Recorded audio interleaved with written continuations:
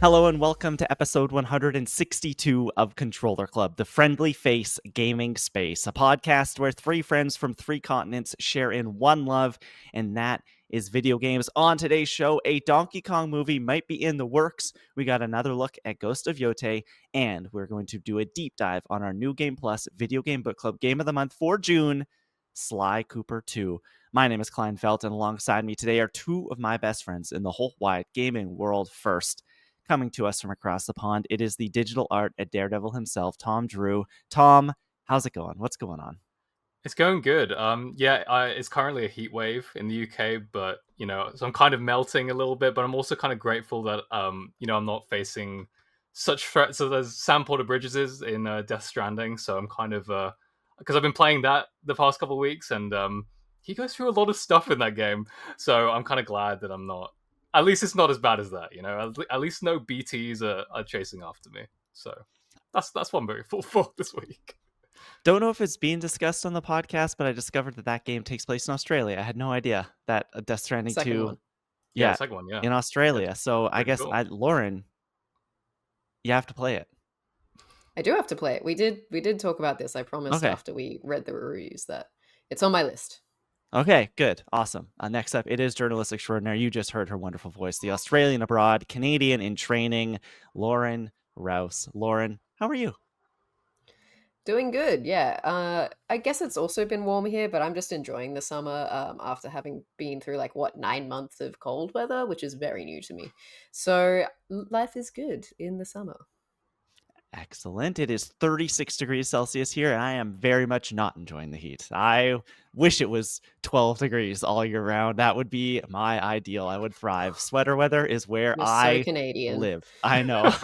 I cannot do the heat, yet I live in the hottest place in the country. But that's not why we're here. We're here to talk about video games. We got a packed show for you, so let's get into it.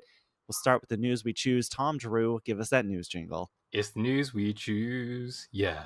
We'll start with what I think was, I don't know, maybe the most talked about story of the week. It's my story, Subnautica 2. Bit of a mess. I don't know if you've seen this drama. Wouldn't usually talk about Subnautica 2 here in the podcast because none of us have played the first game. I don't think any of us were planning on playing the second game, but there's a lot of drama going on, so we'll jump right into it.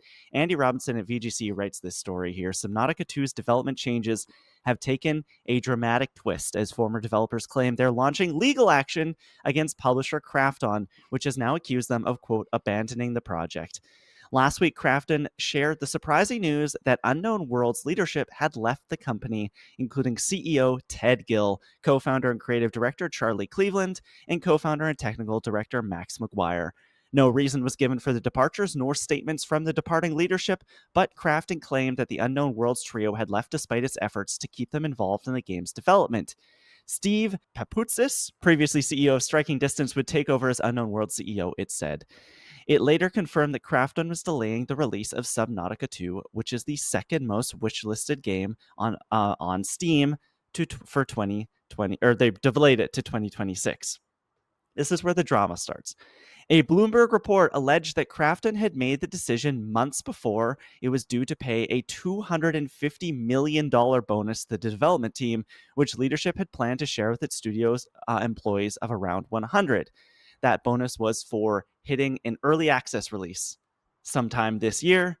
Krafton has now pushed it to 2026, some people think, to avoid paying out this $250 million bonus. The sequel's delay was against the wishes of the studio's former leadership, it's claimed, and by delaying the game into next year, the company is now unlikely to hit the targets which would trigger the payout.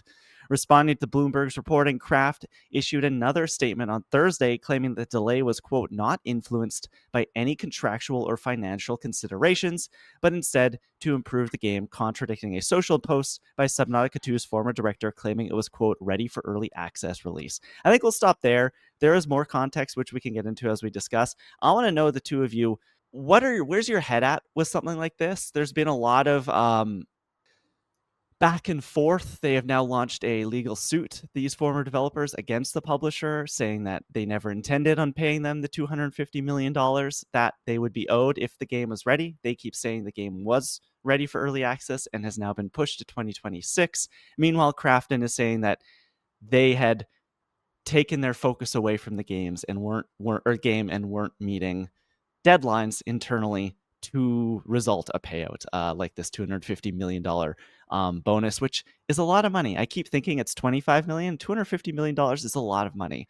Tom, what do you think here? Is there something a little more nefarious than Crafton is leading on at play? I don't know. This whole thing is kind of confusing. Like you said, $250 million. That is like a lot of money. Like more than I would have thought. For like I guess Subnautica is pretty like was a popular game.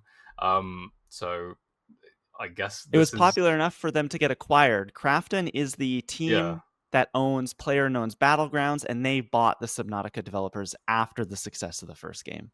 Okay, interesting. Yeah, it's weird. I mean, I've also heard that there was like accusations from Crafton that the leadership like their focus wasn't fully on Subnautica 2, and that there was kind of that was kind of a factor in the them departing this project. But then like yeah, again with that bonus, like it does make you wonder like if not if it was just I know they say it's not a financial decision, but like that I don't know, that kind of rings alarm bells to me. I don't really know if I want to pass full judgment until we know the full story. It is a bit confusing. I mean, it kind of reminds me. It's a very different situation, but it reminds me of um, the Helena Taylor Jennifer Hale situation with Bayonetta 3, where Helena Taylor, who was the original voice actress for Bayonetta, basically didn't come back for Bayonetta 3, and Jennifer Hale came and replaced her. And there was all this kind of stuff about like who was in the right, who was in the wrong, and it seemed like everyone kind of was backing Helena Taylor, but then it seemed like there's actually information that was that we didn't know about that actually makes it seem that Platinum Games was actually in the right in that situation. So it's really tough to say from uh for me at least, but it is pretty messy, especially because it seemed like this game was like on track to get into early access this year, but I don't know, I guess not. Lauren, I know you can't render a judgment, kind of like what Tom said here, but as a journalist, can you kind of look back, top down view, and I don't know, at least share some commentary on what you think is going on here? Or if do you think anyone is in the wrong, or what side is in the wrong or not? I don't know. Yeah, to be honest, I haven't really had enough time to like really dig into this, or I'm really hearing it for the first time now. So I'm not really sure what's going on. There's a lot of things to consider here. Uh, so I don't really know. It's all a little bit strange. And it probably isn't really for me to say.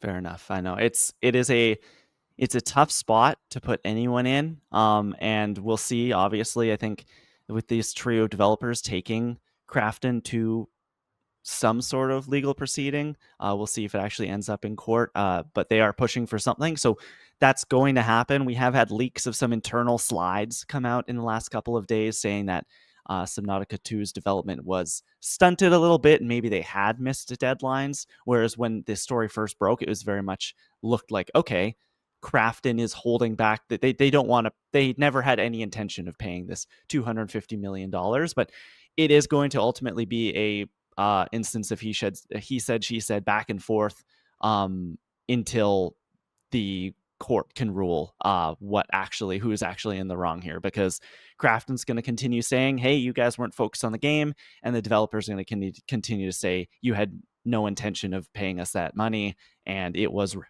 ready for early access by the end of 2025. But we'll just have to wait and see. I know Bloomberg's Jason Schreier, Andy Robinson here at VGC doing the Lord's work out there, like hitting the pavement, getting quotes, talking to sources. So we'll see what they have to say in the next couple of weeks. But it is scary stuff. And not, you'd think after a hit indie game like Subnautica getting purchased by a big company, everything is on the up and up. And then, oh no, things very quickly can fall apart. In this game, as they say in the story, second highest wishlisted game in Steam history, which is absolutely wild. I just wouldn't have expected like so much drama around this game. I mean, I guess it could happen with any game, but yeah, I mean, like the know about like the missed deadlines, like maybe there was a case of like, okay, like you missed this deadline, the bonus is going to get pushed back, but then maybe there was a substantial reason for that missed deadline, and that means that these developers are in the right. I mean, like the fact that they are, pursuing a lawsuit does kind of say something. I have a feeling they'll probably, what will probably end up happening is they settle out of court, and they just quietly do that. But yeah, it is just a really confused. I hope we find out more in the coming weeks, because it is just fascinating that like this all came about. You also wonder what's going to happen to the game amongst all of this. Is Subnautica Yeah. 2 even going to happen amongst all of this turmoil? Yeah, if they say it was ready for early, like there is a playable state of the game in office somewhere right now. Like it's not like they're so early, allegedly, right? Like they say that it was ready for early access release by the end of the year. So will fans see that? If they do, whose name is on it? When that is where it gets very messy very quickly. Are these developers included in any sort of credit or anything like that when the game does eventually see the light of day? Like it's a very sticky situation, and as you guys said, we will find out more as the weeks go on. But we'll jump to your story next, Lauren. This is a little more fun, a little more light. Want to get that out of the way, and then we'll do Tom's story after. But here we go. Take it away. Ghost of Yotei. We got another look. Yeah, exciting news this week that we got the state of play for Ghost of Yotei, which PlayStation hinted at during the last PlayStation state of play or showcase, whatever we had last. And so yeah, we finally got, I think, about 20 minutes of gameplay. We all watched it together, but we didn't live stream it this time. But basically, to give you a rundown, yeah, Sony hosted a full state of play on July 10th. It featured nearly 20 minutes of Ghost of Yotei gameplay and was led by Sucker Punch's creative directors Jason Connell and Nate Fox. So here's some of the things that we learned. We learned that, the players will be playing as Atsu, a Ronin on a revenge mission against the Yotei Six, which is a group of ruthless warlords responsible for her family's murder. And the story is taking place in 1603, which is 3 centuries after Ghost of Tsushima. Players will be able to seemingly seamlessly flash back to Atsu's younger years just by pressing a button. The game emphasizes unprecedented player freedom with an open exploration-driven map and a dynamic clue system. There are expanded weapon choices, including dual swords, katana, spear, odachi, and the kusarigama chain blade. And there are also ranged weapons such as bows and arrows and guns, which have expanded tactical options. We're going to see familiar activities like Bamboo Strike and Hot Springs, along with new bounty hunter missions. There are altars of reflection that unlock new abilities and enhance Atsu's combat skills. And then we also have the return of Kurosawa mode, which is like the cinematic black and white visual style that was inspired by Akira Kurosawa. It was in Ghost of Tsushima as well. But we have some new cinematic modes as well, which are inspired by directors Takashi Miike and Shinichiro Watanabe, which offer new visual and audio styles, which included a cool like lo-fi music option, and a very bloody samurai mode. I don't know what to call that. It was like bloody and muddy. Yeah, we'll go with that. Perfect. We have a new wolf companion who can assist Atsu in combat, and we also have Atsu's wolf pack, which replaces the traditional journal and offers a character-focused interface for managing like different allies and vendors. Additionally, we have options for resting, cooking, and playing music around campfires, which also allows you to socialize with people and learn new things while you're camping at night. And there are enhanced armor customization options, new combat mechanics like enemy disarmament. And the game also supports standard English, subtitle English, and samurai cinema with Japanese voice acting and subtitles. So there's a lot to unpack there. There's a lot of new things in Ghost of Yotei, but at the same time, it is definitely a sequel to Tsushima. Like there's a lot of things that are familiar to that game. The visuals look very similar, but we have some exciting upgrades here. So I want to know what you guys thought of this state of play, and also if there's anything in particular that really got you excited to play Yotei. Klein, what do you think? Well, the state of play overall got me super amped up for this game. I was excited to play Ghost of Yotei, love Ghost of Tsushima, but I'd almost forgotten a little bit about it, or maybe taken that it was coming for granted. And seeing it again, it was like, oh yeah, like I really enjoyed this world. I really enjoyed this franchise with its first game, and seeing what they're doing with the second one. I don't think they're reinventing the wheel. There is a lot of new stuff here, but it very much felt like, I think we said it when we were watching, oh, this feels and looks like Ghost. It's hard to tell almost what is new and what isn't.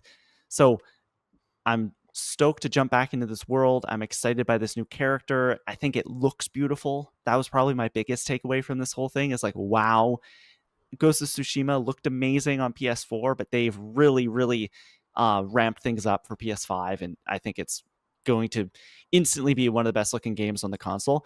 The thing I'm most looking forward to, though, was actually those alternate modes you talked about. I think that the Akira Kurosawa mode from last time was a really cool idea, and it paid tribute to one of the great names in samurai cinema. But like getting this, I think the other movie influence was the Takashi Miike director. He is from, Is or that what did 13 he do? Assassins?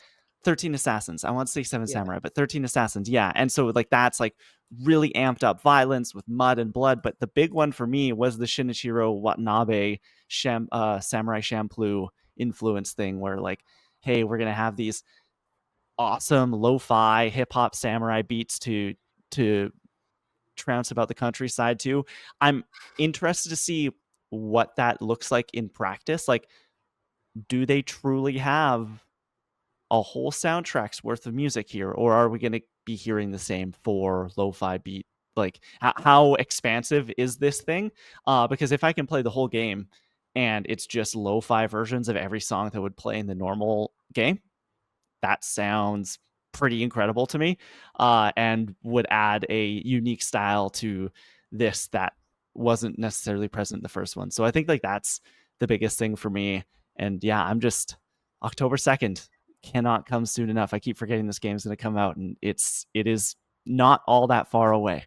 Yeah, I feel like it's PlayStation and it is like one of their big releases of the year. I think they might go the extra mile to make sure that those modes are substantial enough if you choose to play them the entire time. So I think they would probably have like enough different tracks for that mode, hopefully.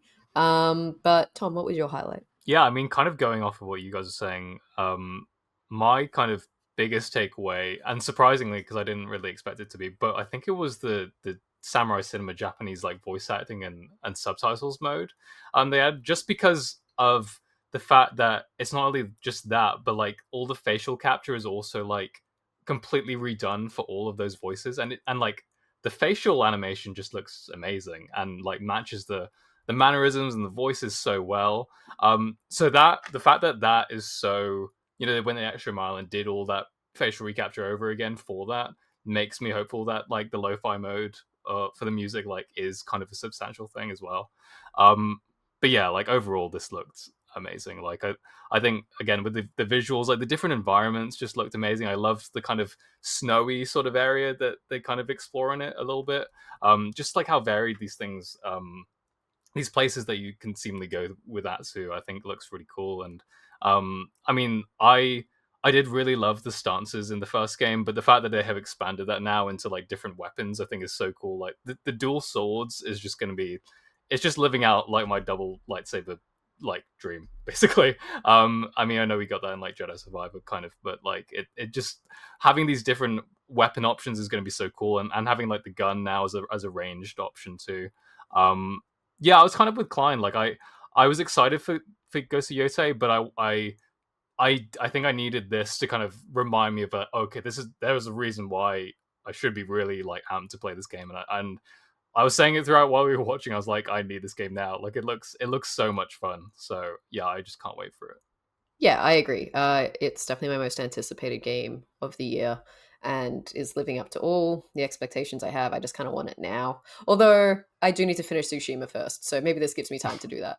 But I love, we're going to talk about another Sucker Punch game soon, but I love the idea that you are going after, I think we already knew this, but you're going after the Yotei 6, who are, the people who killed your family. Heard that story before. So interested to see how that plays out in this world. And also, I think I was excited to see some things return. Love Bamboo Strike, love the hot springs. Sad that there were no foxes. I hope that that's just something that they're hiding for now, because I would love the little fox guys to come back. But we do have a new guy, which is a wolf companion. That excites me immensely.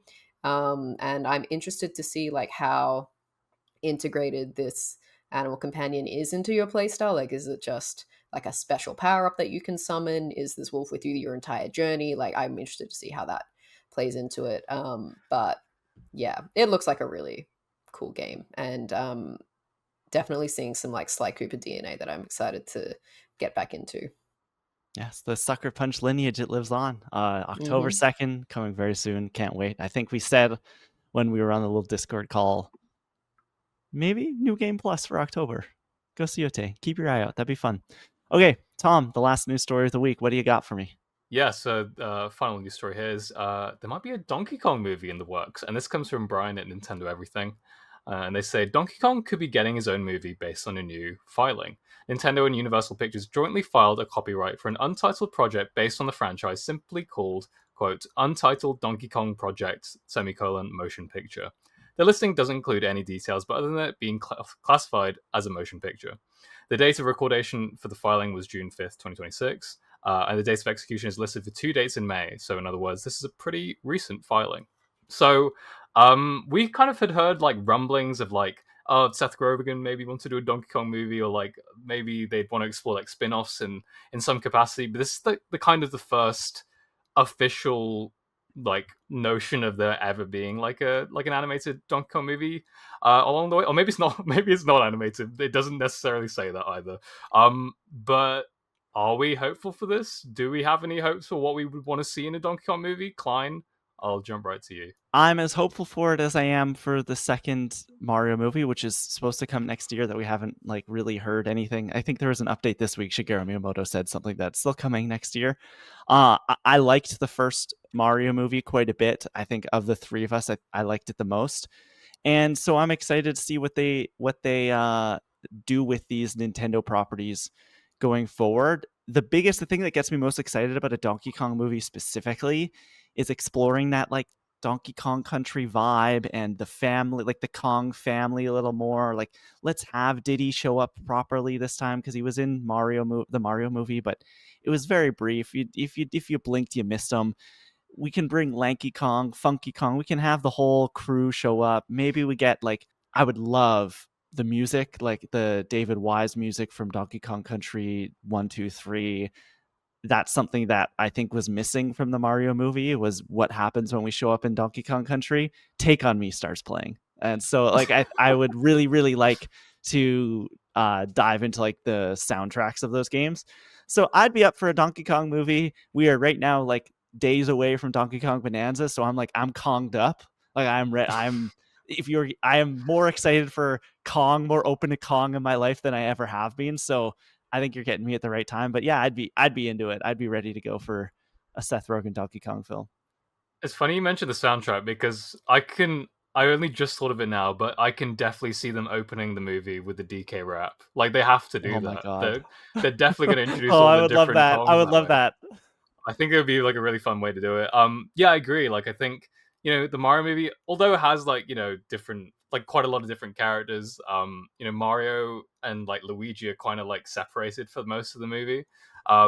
So it would be nice to have like this kind of more like ensemble focused thing where it's more about the family and them fighting K. Rool and stuff. I mean, like the glimpses of those Smash trailers that like King K. Rool Smash like Bros trailer, just that kind of vibe. I hope they can kind of capture that. I don't know if it'll be exactly like that. I think it's gonna be a little more goofy and like kid friendly and that sort of stuff. But I think this could be fun. Like I surprisingly liked Donkey Kong's character like quite a bit from the Mario movies. So if they are going that direction, I think that's fun. If it's live action, I mean, it could be based on like the fact that we don't have any other details. I don't know if that would work, but maybe. But Lauren, do you have any takeaways from a Donkey Kong movie potentially being in the works? Yeah, well, I won't speak to any of like the game elements things. I haven't really got a history with Donkey Kong, but from like a pure like someone who's interested in the movie industry, this is such a logical move. Like, I if I'm Nintendo sitting over there being like, yeah, we've got all these franchises, let's finally bring them to screen. Like Super Mario Brothers did very, very well for them financially. Obviously, like Zelda is in the works, and I would say this is just the beginning of them becoming like their own MCU. Like, let's put all our IP out there for consumption, and like build out that brand. So Donkey Kong seems like the logical next step. He was already set up in Super Mario Brothers, and I wouldn't be surprised if they start, doing like individual kind of franchises, and then we lead up to some kind of like Smash Brothers crossover or something like that.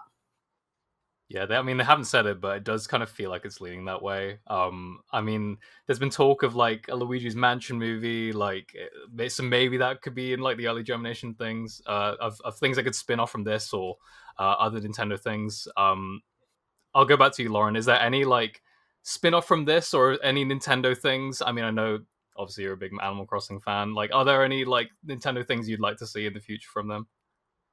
I mean, I'm not out here wishing for an Animal Crossing movie in any way. Sure. But I think like I could logically see them do things on like have like a Kirby movie, like a Star Fox movie, those kinds of things. Personally, I'd love to see a Meta Knight movie. That's kind of linked with Kirby though, isn't it? So Yeah. uh, together, could see those two being in a movie together. That's probably what I would want.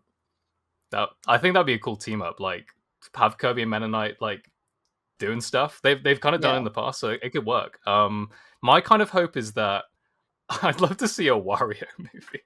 I'd love to see like a WarioWare kind of inspired movie where it's just like this greedy, horrible dude just getting up to stuff, and he's trying to do all these antics. And you can bring in some of the characters from the WarioWare franchise, like Mona or Ashley or Jimmy T.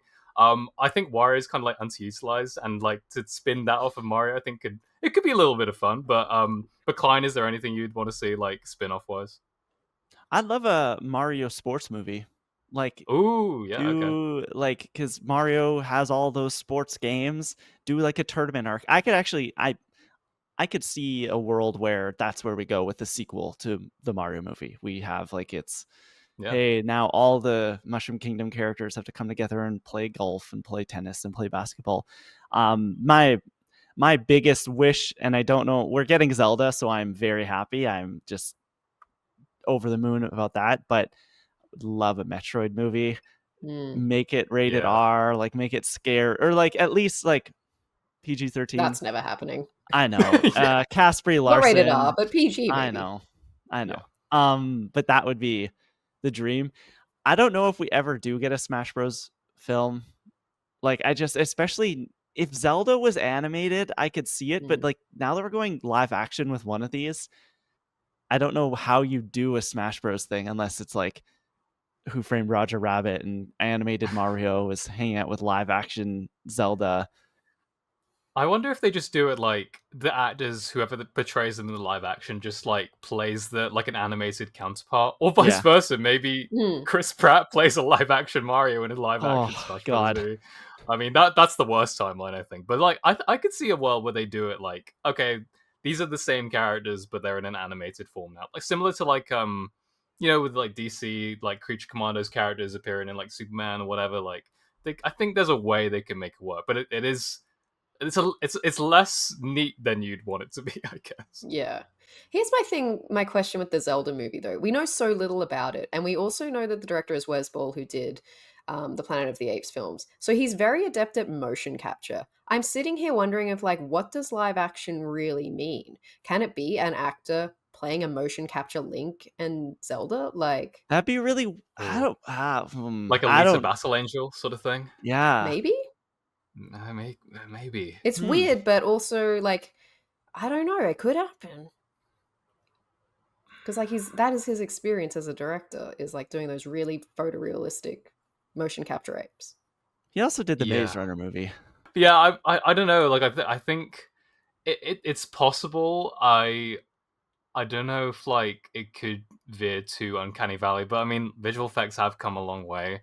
I Even though I'm like still hesitant about live action Link, I still think I'd probably prefer like just a dude playing him than a CG like Hmm. replica. But Just a dude. um, Just just some a dude, guy.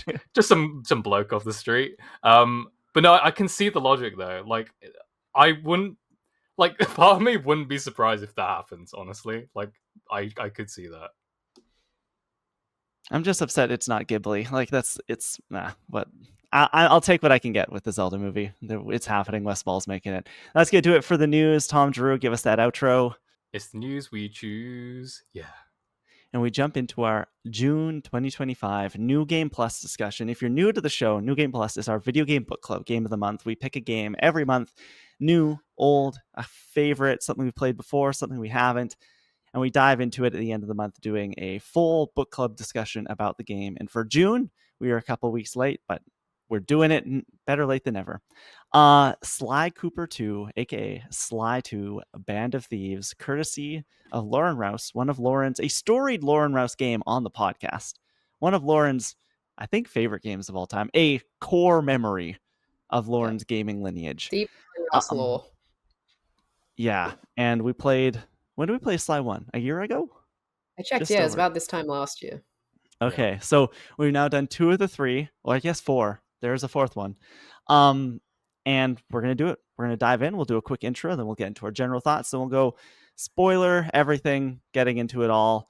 Quick introduction here. If you don't know, Sly Cooper 2, Sly Band of Thieves, was released on the PlayStation 2 in 2004 from developer Sucker Punch Productions, picking up the adventures of the daring Robin Hood-esque thief Sly Cooper and his band of animal friends, Turtle Bentley and Hippo Murray.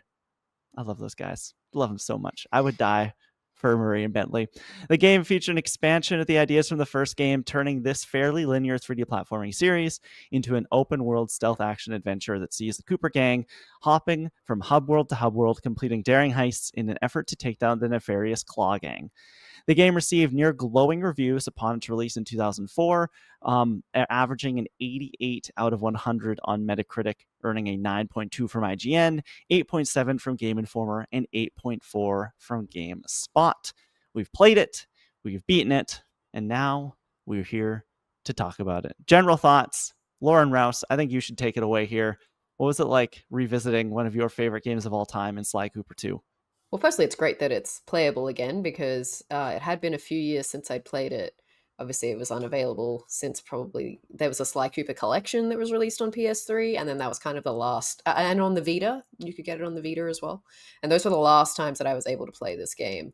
So it has been many years in between, and revisiting it was just a delight.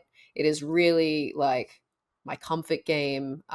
It was just so familiar, and one of those games where it's like, even though I know literally where everything is, I know every single plot point, it's just like a warm hug visiting this game.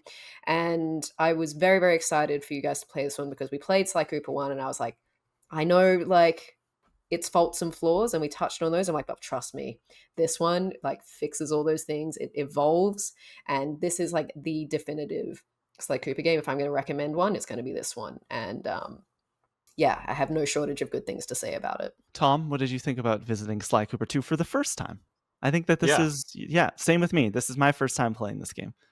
Yeah, I'd never played it before. Never played, Sly Cooper before this podcast, and I'm really glad I've played Sly 2 now because it was just a delight. Like, I think I completely agree, Lauren. Like, all of the kind of gripes I had with the first game, were pretty much solved here. I really just love this era of games, like the whole PS2 kind of aesthetic with all the character models and like what they're able to do. The limitations like informing a lot of the decisions that they're making, but still managing to like make it still quite like I don't know, like complex, and there's like a lot of things going on.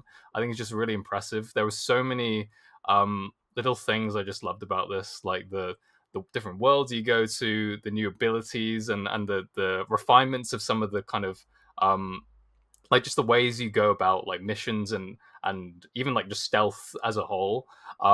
I just loved existing in this world, and like I've still really enjoyed the first game, but just like existing in Sly 2, I just felt like it is just very cozy. I don't know, like it's a really nice like thing of going around and doing all these little missions and that sort of thing. But yeah, I thoroughly enjoyed my time with this game. I'm just as positive as you are, Tom. I think that jumping into Sly Cooper 2 for the first time, I can totally see a world in which this was my favorite game growing up. Had I not had a GameCube, had I had a PlayStation 2 at that age, I think the Sly games would have been high up there for me as like some of my favorites, because it's just, as you said, so charming. I think that the first game really oozed this personality that I had never really seen before, and this one just takes it up a notch, whether it's these like awesome comic book intros and outros to each of these missions, this like really cool unique episodic structure that this game takes, like instead of doing the whole like world thing which we see in Mario and various other platformers. Like this game does so many things that is unique to this game, and I can't praise it enough for that.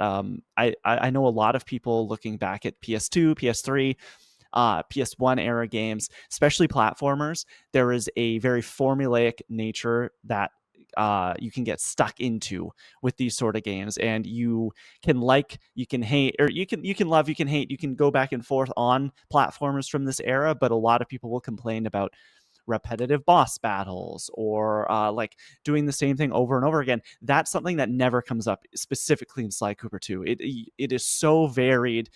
There's so many unique different mission types you're doing. Every boss battle in this game is like completely different from the last. You're never going to feel like you're doing the same thing. I do definitely have my gripes with Sly Cooper 2. It is a much bigger game than the first one. It's actually kind of shocking how much stuff is in this game for a title of this era, but I had so much fun with it. I overcame motion sickness to finish this game. It made me so incredibly motion sick all the way through. And I'm not exactly sure why. I've never had that happen to me, especially with a 3D platformer. I think I narrowed it down towards the very end. I think it may have had something to do with the inverted camera.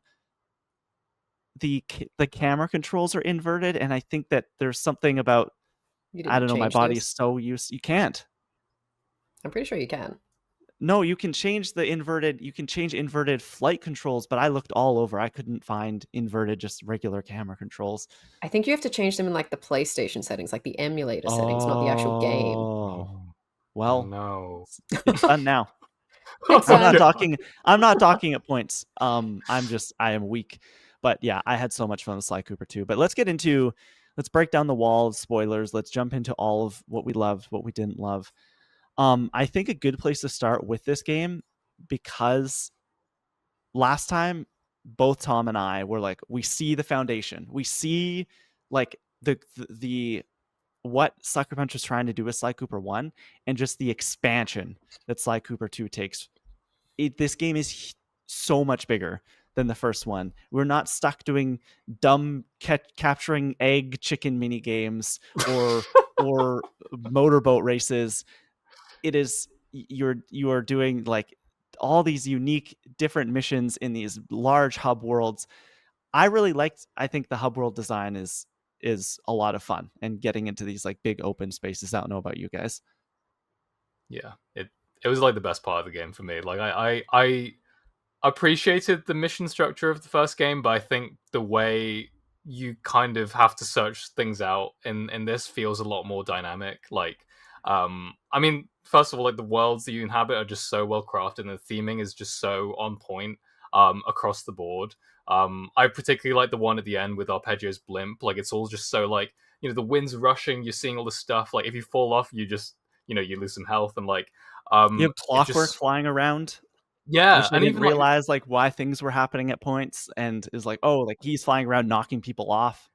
exactly, like there's so many dynamic things like that. Like one of the other ones, I think it's episode 6. Like you do a mission with like involving Carmelita, and then Carmelita will just stay out, and like if you come across her, and if you go in her crosshairs, then like she'll just shoot at you. Like I think it's just cool how the worlds like change and they're so dynamic, and there's so much more like verticality, I feel like, as well, because as Sly you have these different abilities that you can like paraglide now and do all this different stuff. It just feels so, there's just so much more levels to it, and I just really appreciated that. We thought Breath of the Wild did the paraglider first. Yeah. who, Sly Cooper who 2, knew baby. who knew Yes, like if it was the case for like every game should have a paraglider. Yeah, Yeah, I agree. It's like they really, like you say, tested the waters with the first game, kind of figured out what they wanted, and then like breathed or evolved, I suppose, in the second game. It's like the narrative is really infused in the world. It makes you feel like, yeah, we're a gang taking on jobs in this world, and we have to sort of interact with different pieces of it to complete our goal. And that sometimes involves exploring the hub world, sometimes involves going into like different little areas of it to complete missions. And like you say, Tom, there are dynamic elements that really factor into the story. Like I think it's chapter 5 where you've got the turf war between the Contessa and Neela, and there are tanks on either side, and you have to avoid those. And like each side has guards, and it just really feels like an interesting story world to get caught up in. And I particularly love in episode 6 where you have the trains that come through and like using those as a means of like getting around, but also like don't get in front of them, like they will hit you. It's just so varied and exciting, and always like there was always parts when I was a kid playing through them like, oh, I'm so excited to get to this chapter because this happens, or later on I know that this is going to happen, or I don't like this one because it's so challenging for these reasons. And that's really exciting, that it wasn't always just like, it's not like that typical platformer style where it's like, okay, I'm going into this land and it's completely different, and I just have like, I think of Crash Bandicoot and Spyro, where it's like you know what to expect from each level in the kind of spoke design that they have, like the hub and spoke design. Whereas this is different. It's like the environment is a huge part of the story that you're trying to get through. And story is such a big thing here that I never felt like, sure, you were along for the ride in the first game, and it's like, okay, yeah, we're stopping Clockwork, we have Carmelita, she's chasing us, and you go into these levels and she runs behind you. In this game, I felt that much more invested in the story that was happening. It was like, okay, like we have this gang, and they've each kind of level, you're taking one of them out, and so you're putting together, like, it's not just, oh, I'm going into this level to get whatever to move on to the next thing. It's like, oh no, we're setting up a heist in each mission objective. It's like, oh, we have to do this to pull down the drawbridge, and to so that Bentley can come in over here on his truck, and then we have to do a helicopter mission so we can secure this thing. And I felt that like I was much more bought into the actual like heist mechanics of it all here, or like, oh, I am the Cooper gang, we are thieving and trying to steal away these evil parts so that the bad guys can't use them for their nefarious reasons. And like we eventually get like there was genuine like twists and turns in this story. Like the Neela twist is just like is so fun. You think, oh, we have this new character that is going to be on our side. You do a fantastic shout out to the dance sequence between her and Sly, where they're doing the ballroom dancing and you're doing the call and response or Simon Says sort of thing. And then yeah, you get the twist that no, she was working, she is the bad guy all along. And I think that these worlds pair so well and make this story something that you actually want to be invested in, because you are exploring these areas, as opposed to last time it was very much you're in this kind of home hub and you're going and entering levels one by one and just kind of, I think, just collecting collectibles to get the next thing, whereas everything here feels like it has a reason. Yeah. And like adding to that, you have 2 more playable characters this time around. And where in the first game you might be like, oh, really dreading a Murray or Bentley challenge because it's like they're so mini game style. This is like, no, I get to go out and play as whoever I want. And they have their own like power-ups and health bars and different advantages and disadvantages to playing as either of them. So what did you guys think about playing as Bentley and Murray? Bentley. I liked it. I think that it's fun that they each have their own unique power set, and that you weren't just upgrading Sly. Like as you're going, you can unlock like, hey, I want the sleep darts or whatever. Like I can get something for Bentley, I can get something for Murray. And credit to developers this time, their missions were way more fun. Actually doing instead of, I remember escorting Murray a bunch with a sniper rifle in the first game, and that was kind of it. That's all you do. Or the racing. Oh, the racing. Oh my god. Which I just had a PTSD flashback. But this I could do a whole game of the Bentley hacking minigame. I loved that like twin stick shooter twist on it, and like the helicopter stuff. And they get interesting, fun moments. Like I think at the end of chapter 6, where you're Bentley over top of like you're doing the train kind of crusade, and you're over top in the helicopter, and then you go down and you're Sly now in the, like, they did a good job of making those characters actually feel like valuable members of the team, as opposed to these kind of side people that you never get to interact with. And it like informs the story as well. Like I can't remember this mission, episode 3 or 4. 4, where Bentley is like at the forefront now because Murray and and Sly have been captured, and it's basically like a prison break Prison thing. Break. It's so I, So good. cool. it's such a cool idea, and like, yeah, I was like genuinely invested. I was like, oh man, I feel so bad for Bentley. His friends are lost, so you just feel like you do want to do it even more. And it definitely has helped that the fact that like Bentley and Murray are really fun to play as. I think Bentley probably was my favorite, just because of his like ranged options. There's also like an ability you get with him where he like can run really fast. He can like scurry around, and he almost becomes like Sonic. So I really loved that. Just being able to maneuver and that sort of kind of just freedom you get by being able to play as these different characters. I thought it was really clever that they managed to do that. Yeah, I think adding different characters and switching up the formula like that was just such a smart decision overall.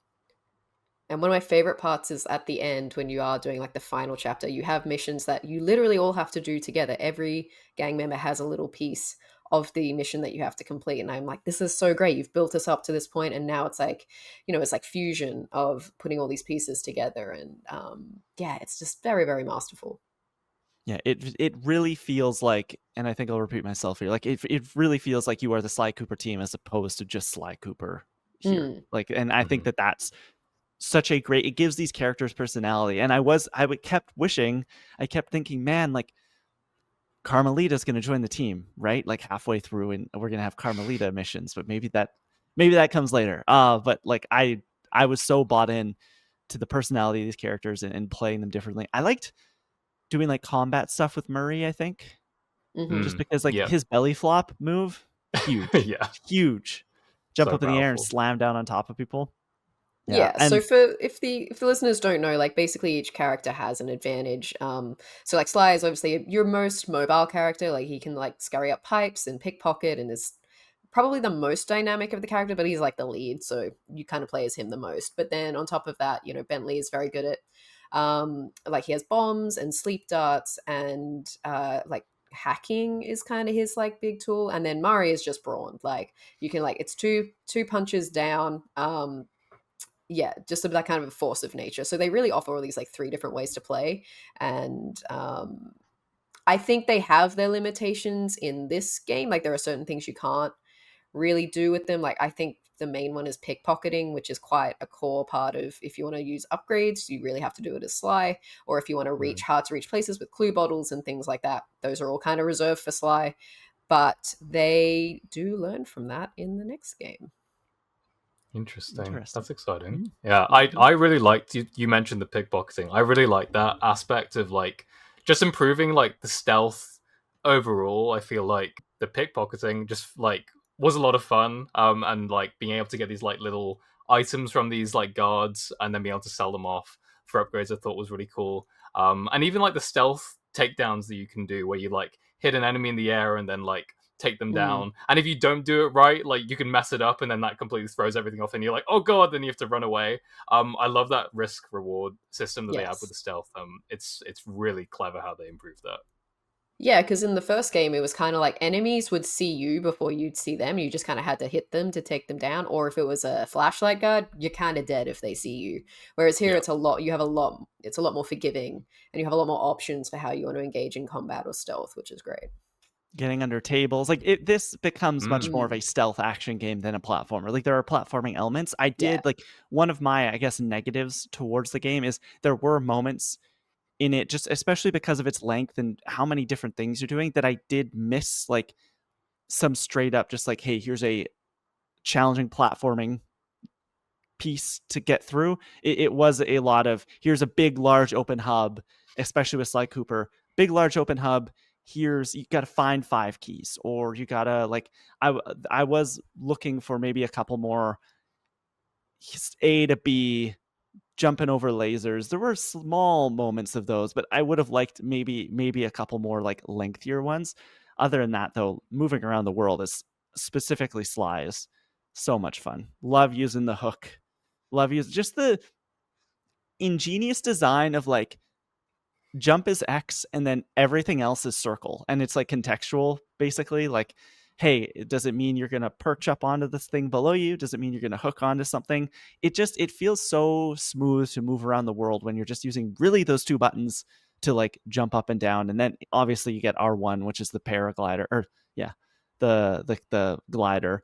But I think moving around as him is a lot of fun. So I would have wanted maybe a couple more like hardcore platforming levels. Yeah, I can definitely see that. Like, I think, yeah, they do a really good job, like you're saying, like of making it so it's really fun to move around the world. Like Sly gets some roller shoes eventually, and you can just slide around again, like Sonic sort of thing.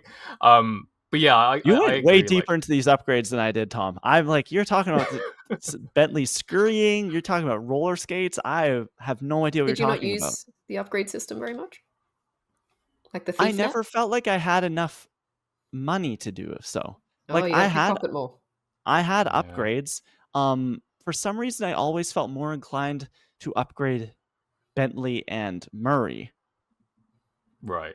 Yeah. And then I had like I had like there was a couple upgrades that there was one big issue I had with this game is that it never tells you how to use the selectable item as Sly Cooper. Like your alarm clocks or smoke bombs and how to change those and how to Oh, map you them to a assign button. them. I You know. assign them in Thief Net. I figured that Oh, out you eventually. just wish it had told you. Yeah, But and so I was unlocking all of these like things like alarm clocks and smoke bombs and had no idea how to use them. yeah, And right up until there was a mission right near the end of the game where I think it was in the last world, where I had to use I had to use alarm clocks, and like I don't know how. I've pressed every button on this controller, and then you go select, and the item menu comes up, and you assign a button. yeah. It's a little bit confusing, but yeah, it's That's where you But turn to me and be like, that's hey, how do where I use yeah. this? How do you do I don't know. it? I went to IGN wikis.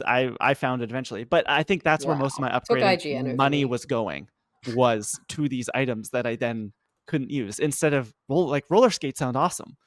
Moving Yeah, the around the roller skates world, it are would have really fun. Like that's so good.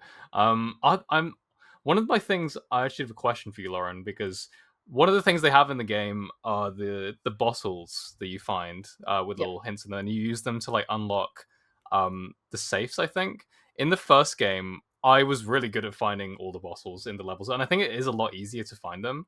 And you unlock abilities through that way in the first game. But this one, I didn't. I don't think there was a single world where I was able to find all of them because I didn't want to look it really. up. I was yeah, Oh. I just like I just I couldn't have find it. 100% of the bottles in Sly Cooper 2. I Whoa, would not that's move on impressive. from a level until I found all the bottles. So what do you get like if More you do They're that? moves. just like, yeah, more power ups. So it kind of, so in the Okay. first game, you would have clue bottles in every single stage to unlock a safe in every stage, whereas at this time it's just one set of clues in the hub world, and then there'll be a safe Mm, in like the office or something like that, and you go in to find that. But yeah, it's usually just like a specific power up. I okay. personally don't think any of them are very good. I think there are better ones that you can find on ThiefNet. Okay, interesting. Yeah, well, I'm glad Yeah. I didn't go my way then. But it is, I do like the idea that because it did feel like in the first game that like, yeah, they're a little bit easy to find, the bottles, but it was a bit of a challenge to find some. They're hidden pretty well, I would say, in this game, and I guess that is because these hub worlds are way more expansive. But I was pretty Yeah. impressed by I can probably sit here and recite for you where every single bottle in the game is, but I've played it so that. many times that that Yeah. is natural to me now. But yeah, the tip is that you can hear them before you see them. Oh, So if I was really? ever stuck on where one is, you just run around and you listen for like this like dingling noise, and then you're Ah. like, okay, it's close, and then you just kind of look around a bit until you find it. Oh, damn! I had Hot no idea tip: about that. Yeah, that's wow. That's if I turn ever down the played the music game. volume, turn up the sound Oh, effects volume. Damn. there were a Pro. Yeah, couple that's a levels where plan. I'm like, I have 29 of these things, and there's the one level specifically. I'm forgetting which chapter it is, but it's I think it's Beige the Tiger.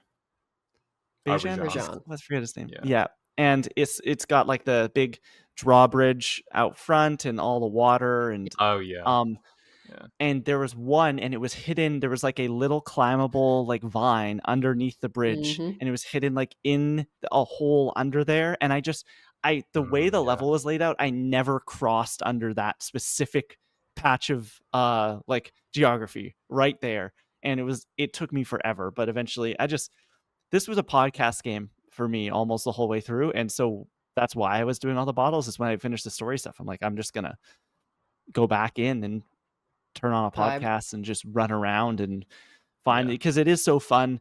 to move around that I found it worth it to, like, even if the rewards weren't that great. Yeah, for sure. One of the things I wanted to bring up is the boss fights.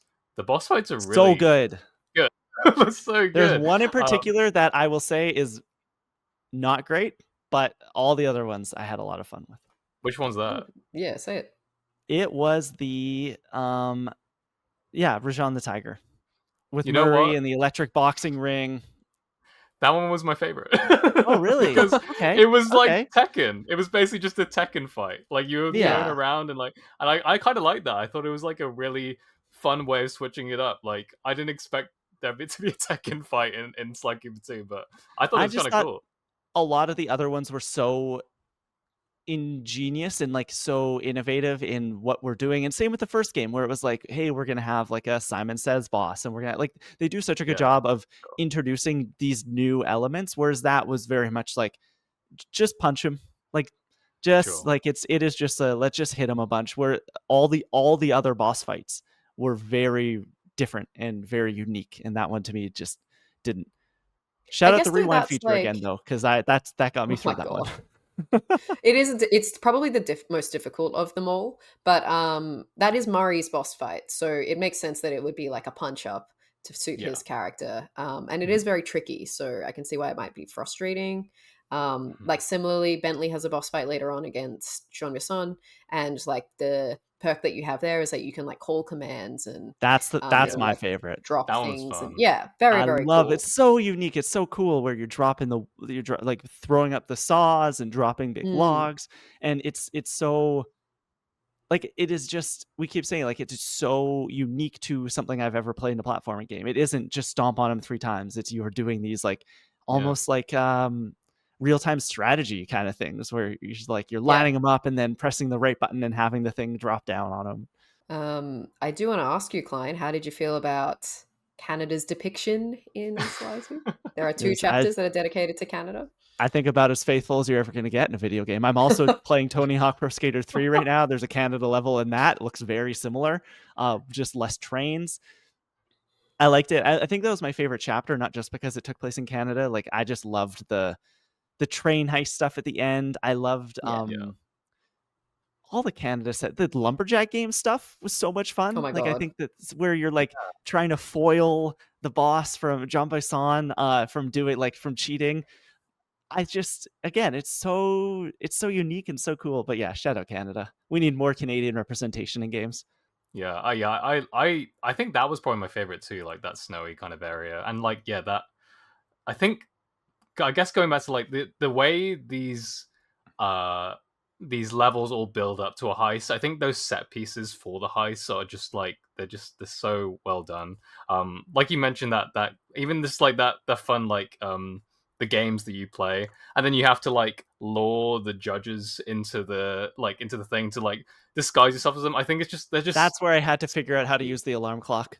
Yeah. yeah, that was the level. Because they specifically, because I actually hadn't bought that power up until that Mm, point, so that and they're like, you have to buy it, or they like hint to you like, hey, you should probably buy this because you might need it, and you do need it for the story of that. But I thought, yeah, just like it's so creative and so fun, and how they infuse the like spy genre, but like yeah. completely make it all wacky and stuff. Yeah, it's a Mhm. lot of fun. And yeah, in terms of, they had some small also evolutions of things that I think we'd complained about last time. There was no racing in this one.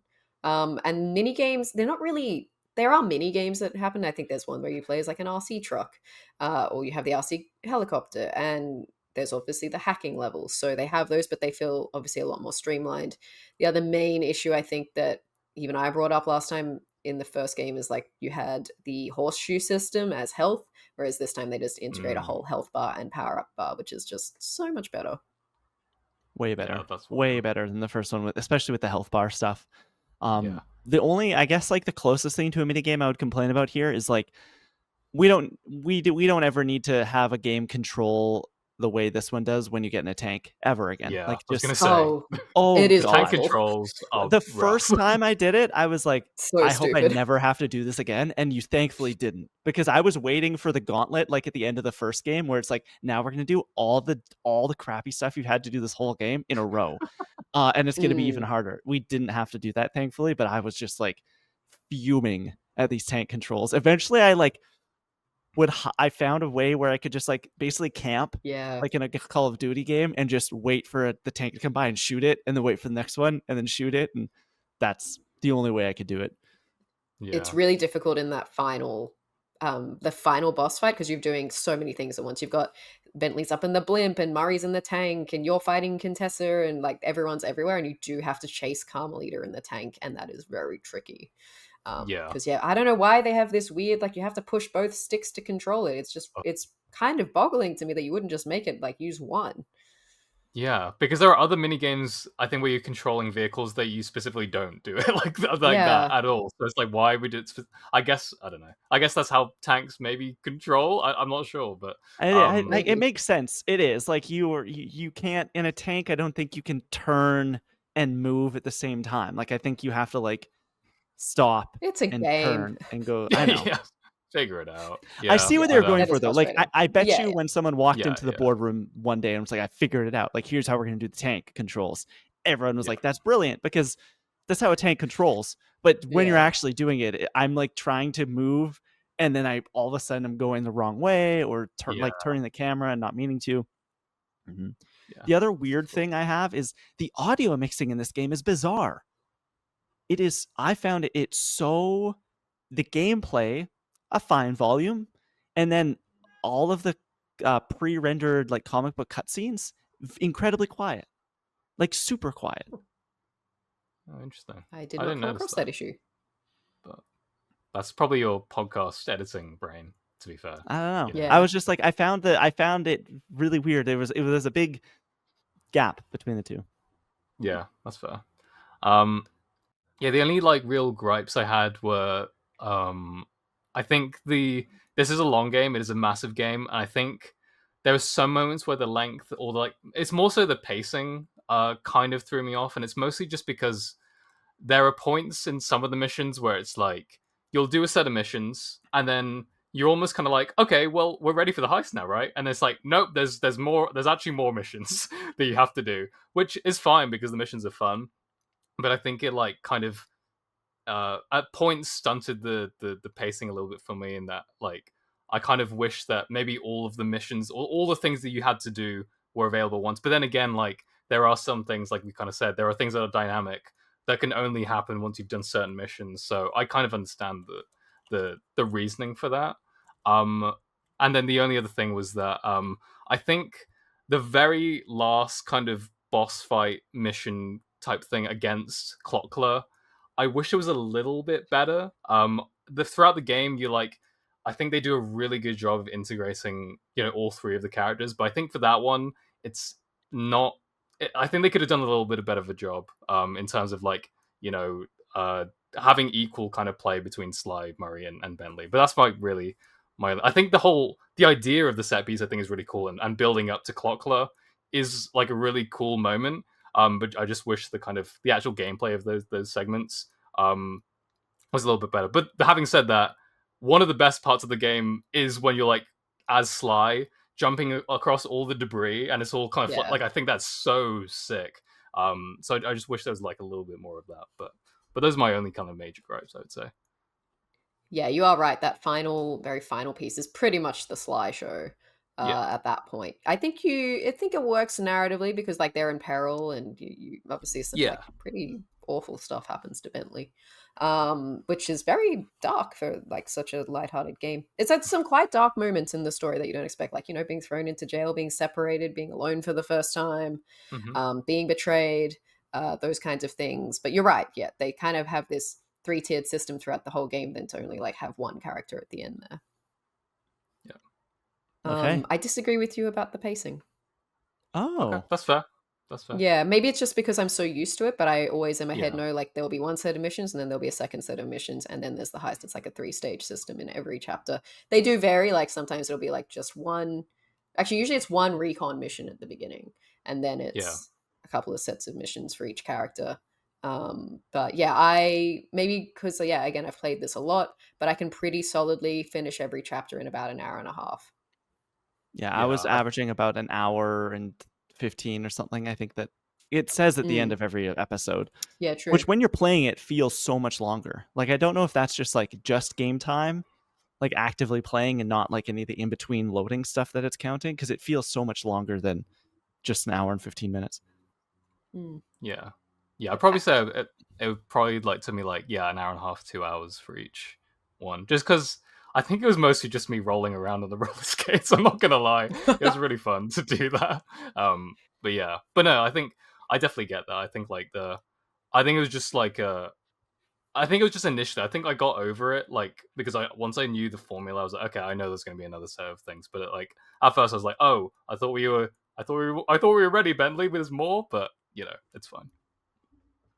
I also don't really feel like it's a like you guys keep saying it's a long game. I don't really feel that. Like it can be done in under 10 hours. Oh well, on my I clock, think it it, took me 16, so yeah, I was maybe I'm just 14. slow. Fair. But Like if you're not caring about collectibles and things, like I guess you can get it done quite quickly. yeah, Um, yeah, It's just yeah, it is so much long. Like to me, it is so much longer than the first game. Like the first game yeah. I yeah. was think it's more 8 so. about. No, Yeah, so ours maybe. So like first game's like 5 worlds, and then this is Yeah. obviously 8 worlds. So that yeah. is like it is the longest I think of the Sly games. I think three has less chapters, but maybe more to do in each one, and then four I Okay. can't remember. But yeah, so it is probably a little bit meatier than most of them. But my I don't have many bad things to say about the game, but I do have one thing which still gets me to this day, which is that there is no way to replay any missions, which kind of makes sense Mm, because you don't have any like time trials or any certain collectibles in each of the like certain like missions that you have to do. I guess it makes sense narratively, but I do remember always getting to the end of the game and being like, "Oh, I really just want to play this one specific mission again," but you can't. You have to just play the whole game again. So that has always frustrated me. Okay, ready to put it on the 5-star scale? Would we recommend this game in 2025, and how much out of 5 are we giving it? Tom Drew, go ahead. yeah, I mean, I definitely recommend this. I think it's well worth checking it out. It's like just a great stealth platformer game. I'd probably give it probably a 4 out of 5. I think that's fair. Yeah, just a really fun time.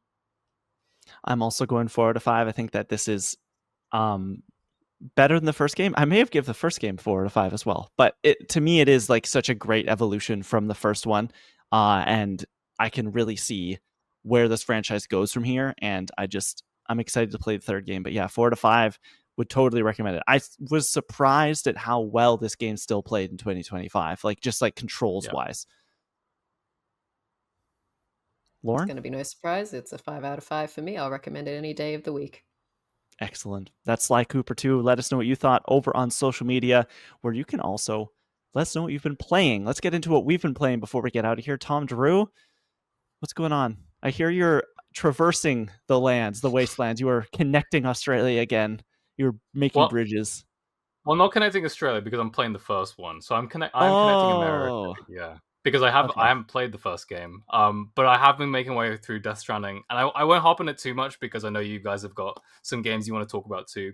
But like I love Death Stranding. I think this game is so much fun. I know it's when you boil down to it, you're just like delivering packages and stuff, but there's also like so much more to it in terms of like this. There's like stealth aspects to it where they have these raiders called mules that will kind of like come up to you at certain points and you can like attack them and that sort of thing. And the BTs, as I alluded to, these like scary kind of floating monsters almost create like these like horror segments. Like they're very tense. I've kind of learned how to deal with them a bit now, but yeah, I'm just loving my time with Death Stranding. I think it's like so much fun. I can't wait to play the second game. And the only other thing I'll shout out is Marvel Rivals Season 3 came out, which was fun. Jean Grey is like the new kind of character so far, and she's a lot of fun to play. So yeah, that's what we've been playing. I'll jump in here because I teased it up over on our Discord call the other day when we were talking about Ghost of Yotei. I played an excellent game over the last couple of weeks. Haven't been on the show, have been out of the house a lot, so it was a lot of Switch 2 time. And Mario Kart has kind of been put away for right now, and I wanted something else to play. I'd heard good things. This is a new game that just came out in the last couple of weeks. It's called Pipistrello and the Cursed Yo-Yo. This is a top-down, Zelda-inspired Metroidvania that looks like a GBA game, and oh my god, it is. Tom, you specifically would love this game. It is so good. It's so bright. It's so colorful. Basically, you play as this young rabbit creature whose aunt is essentially Jeff Bezos, and you don't know that, or like you know that, but you don't know how if you should be conflicted about that. And your aunt gets trapped in your yo-yo, and your yo-yo is your weapon, and you basically then go from world to world or like area to area doing these dungeons, unlocking these new yo-yo tricks which serve as your like double jump, wall ride, like various attacks, the things you unlock in a Metroidvania, and you are trying to free your aunt from being stuck inside of the yo-yo. I played all the way through it. It took me about, I think, 15 hours.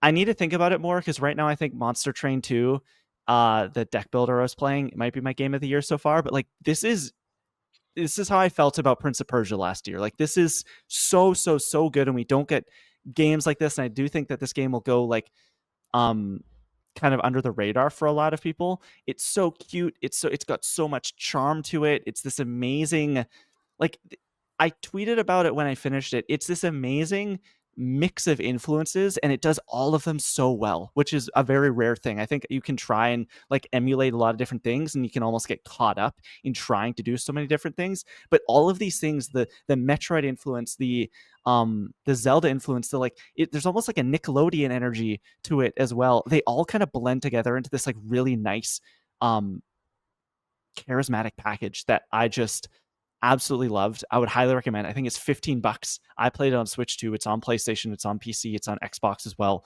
But if you get I think it's on Switch 1 as even too. So if you get the chance, if you're looking for like a Metroidvania, if you like those classic top-down Zelda games, you can't go wrong with it's called Pipistrello and the Cursed Yo-Yo. And then the other thing I've been playing is Tony Hawk Pro Skater 3 plus 4. Spoiler alert, I love it. I don't think that's going to be a surprise to anyone. It's Tony Hawk 3, Tony Hawk 4 in a new package, looking great, playing great. I've just finished Tony Hawk 3 this morning, so I haven't touched Tony Hawk 4.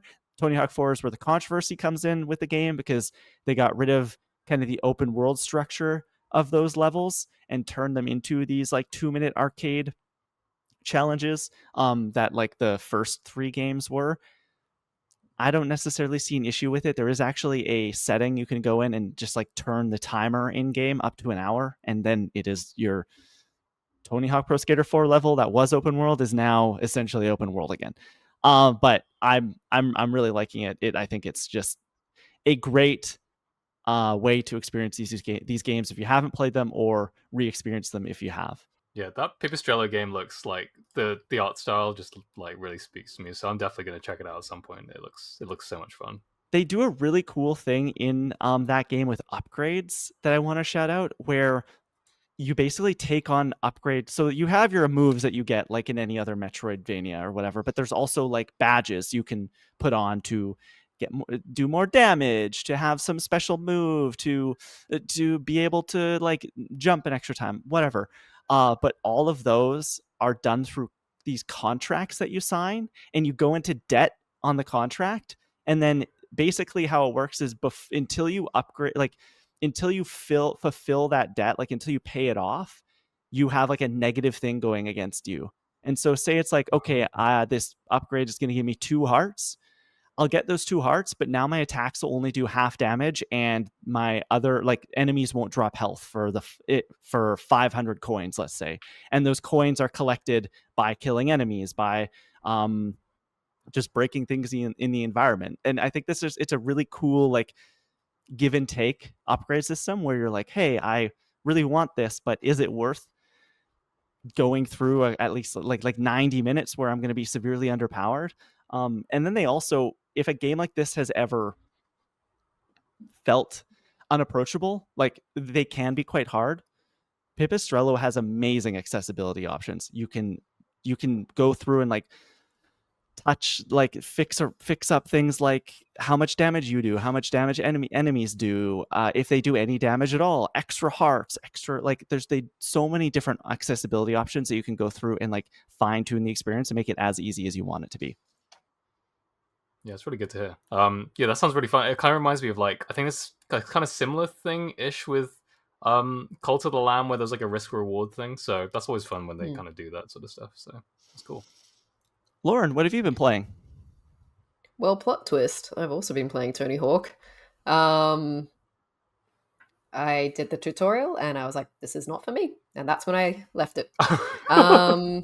Sorry, Klein, but it's so not my jam. I like the idea. I like skating in Spyro, but this is just like too technical. And I can see that there would be a lot of satisfaction from all the little tricks and things that they throw in. But I was just like, this is way too advanced to throw me into the deep end. I could barely get through the tutorial. So gave it a go. Not for me. But I have been playing some other things. Mainly, I've gone back to playing South of Midnight. I'm probably 2/3 of the way through. And while I am like, I like everything it's trying to do, it has just become like a rinse and repeat game where, like, there's just no, like, there's surprise in the story, but it's just like not enough to hook me anymore. It's kind of like I'm just finishing out of like the feeling like I need to, because the combat is quite frustrating. The level design is like, again, very similar each time you go through to a new chapter. And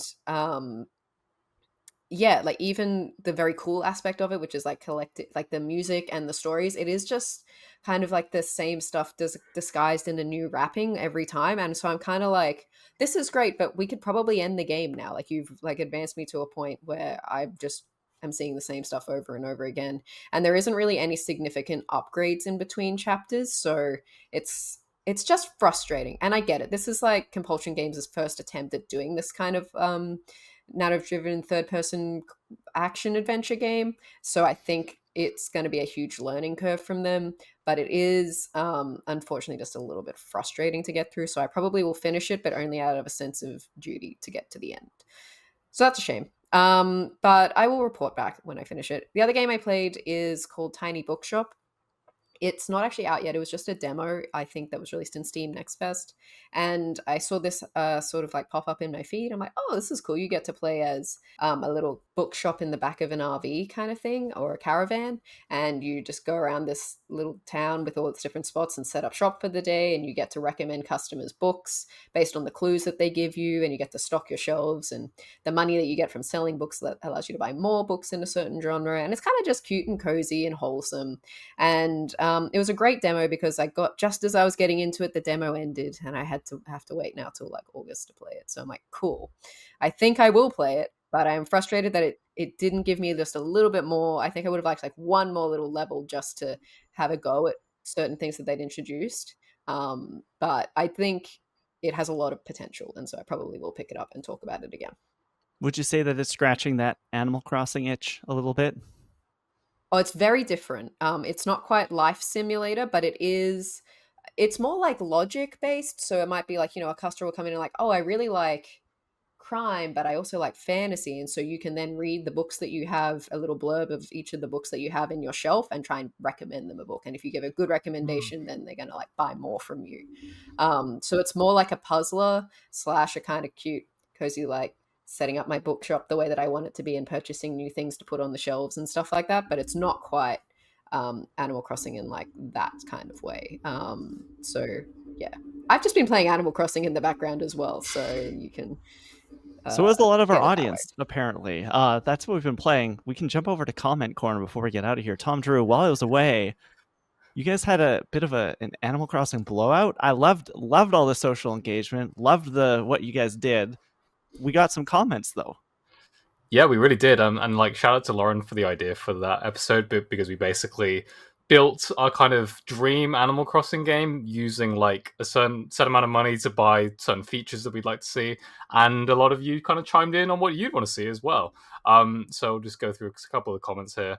At Chantel Marie, friend of the show, on Instagram says, co-op, romance and friendships, pets and vehicles, please. So very emphatic there. Love to see all those. Pepper on TikTok also says co-op, romance building, and city building would go incredibly hard. Ryan Cortero, our boy on YouTube, says, I'd spend $15 for new biomes, Nintendo villages, vehicles, more villager personalities, and batch crafting. Weirdly enough, I feel like the next Animal Crossing could learn a lot from LEGO Fortnite, as they have most of those features already. I love the seventh day on YouTube says, I would pay $15 to smash the interactive items buttons 15 times. I bought a soccer ball for my island, but can't actually kick it. Can't roll it the same way you roll snowballs. Can't do anything with it. Let me play soccer with my friends. I want to play the musical instruments, even if very rudimentary. Maybe similar to the town tune function. I automatically play a customizable song on that particular instrument. I want to properly cook with my kitchen tools. I want to toss a tomato into the blender and get blended tomato for sauce recipes. And I'll go on and on and on. You mentioned getting in the pool. I want to ride on the plaza rides or play a plaza minigame. They have so many cool items that just sit there. And that, like, honestly, is the whole ethos. Nintendo needs to hire this person as a consultant, is what I'm hearing. Honestly, these are great ideas. I think we all can kind of relate of, like, wanting to see some of these things in the game, because it is a shame that, like, some of these items just kind of sit in the background. But yeah, thank you for that comment. And the last comment here, at Broke with Expensive Games on YouTube says, and this is following on from my mention of going to this Death Stranding 2 event with Caroline Polachek, and they say, Caroline Polachek is a genius, and her song for the game is so beautiful. Also, I have a ridiculous amount of ideas for the new Animal Crossing game. Love the idea about the pets. So yeah, thank you guys so much for the comments. We really love to hear what you guys, have to say about what you want to see for Animal Crossing and just in general. So yeah, thank you so much. Awesome. And this week, the question of the week will be, since we did play Sly Cooper 2 for June, and that is a game from Lauren's past that she wanted us to revisit, I want to know, what is a game from your past that you think we should revisit? You can let us know over on YouTube, Instagram, socials. You can also follow the show at Controller Club Pod, Instagram, Blue Sky, at Controller_Club on Twitter, and at Controller.Club on TikTok. Also, if you're listening to the show, we have a video game or a video version of the podcast that goes up on YouTube each and every week. You can go subscribe, Controller Club, over on YouTube. Also, rate, review us wherever you're listening right now. 5 stars. It really helps out. Tom, where can people keep up with you, and what do you have going on in your life? Yeah, you can find me at Tom Duart, Instagram, Blue Sky, Twitter, everywhere basically on the internet. You can find me at Tomtastic on Letterboxd too. I've been watching some films, having some experiences in cinemas that may be a bit not to my satisfaction. So if you want to see what happened there, check out my Letterboxd, I guess, on Tomtastic. But yeah, not much else to plug other than that. Yeah, that's about it. Excellent. Lauren, what do you have going on, and where can people find it? You can follow me at lrouse19 on the socials. This week I've been writing as I always do, but I do have a new article on Pelaplat this week, which is about the ending of Inception as being part of their writing challenge, which is a scene to remember. So yeah, head on over to Pelaplat. It's in the challenge section. If you have thoughts on the ending of Inception, go ahead and give me a comment, give me a like, all of that kind of stuff. And then also, this is the last time you're going to hear me on the podcast for a couple of weeks, because I'm off to San Diego Comic-Con, as is my annual pilgrimage to San Diego. So I'll be doing that over the next 2 weeks and hopefully have some cool things to share. Surely you'll get to sit down and watch Marvel and Hall H, right? There is no Marvel and Hall H this year. They're not there. Oh, and DC. Oh, no. Oh, who's going to be there, Lauren? Come on. What's going on? There's a lot of great stuff going on this year. There's going to be the world premiere of Alien Earth. We're going to see Project Hail Mary. There's lots of cool things to look forward to. Excellent. You can keep up with Lauren over on socials for that. You can find me online. I'm at the Kleinfelt, TheKleinFelt, Instagram, Blue Sky, Twitter. That's going to wrap up this episode of Controller Club. As always, thank you so much for listening. Now, let's get gaming.